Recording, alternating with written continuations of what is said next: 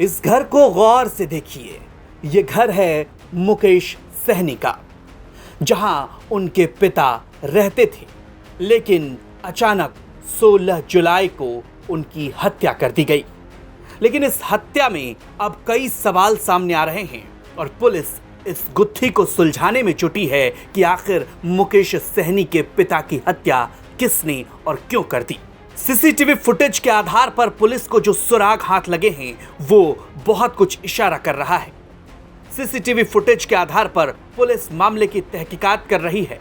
Press विज्ञप्ति जारी कर पुलिस ने जो बात कही है उससे संदेह गहरा गया है कि इस हत्या का जरूर कोई कनेक्शन सामने आ सकता है। पुलिस के मुताबिक रात के 10:30 से 11 बजे के बीच इसी खंडरनुमा घर में 4 लोग दाखिल होते हैं जहां मुकेश सहनी के पिता सोते थे और अगले सुबह उनकी लाश बरामद हुई।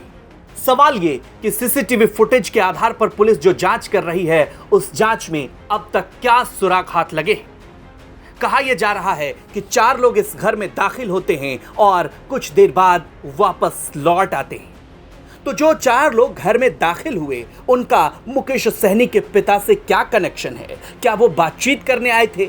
और अगर बातचीत करने आए थे तो फिर हत्या क्यों कर दी? क्या मुकेश सहनी के पिता से इनका कोई लेन देन का कनेक्शन है? क्योंकि पुलिस की माने तो इनमें कई पहलुओं पर पुलिस जांच कर रही है। सीसीटीवी फुटेज के आधार पर पुलिस ये बात कह रही है कि 4 लोग घर में दाखिल होते हैं और कुछ देर बाद निकल जाते हैं। फिलहाल पुलिस इस मामले में 4 लोगों को हिरासत में लेकर पूछताछ कर रही है और अहम सुराग जुटाने की कोशिश कर रही है कि आखिर इस घटना में कनेक्शन किसका शामिल है।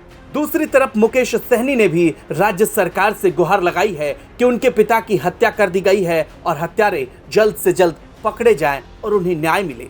अब देखना दिलचस्प होगा कि आखिर वो कौन लोग आए थे और उनका इस हत्याकांड से क्या कनेक्शन है। और इन 4 लोगों का अगर इस हत्याकांड से कोई कनेक्शन सामने आता है तो ये भी देखना दिलचस्प होगा कि इनका मुकेश सहनी के पिता से आखिर कनेक्शन क्या है। ब्यूरो रिपोर्ट, बिहार तक।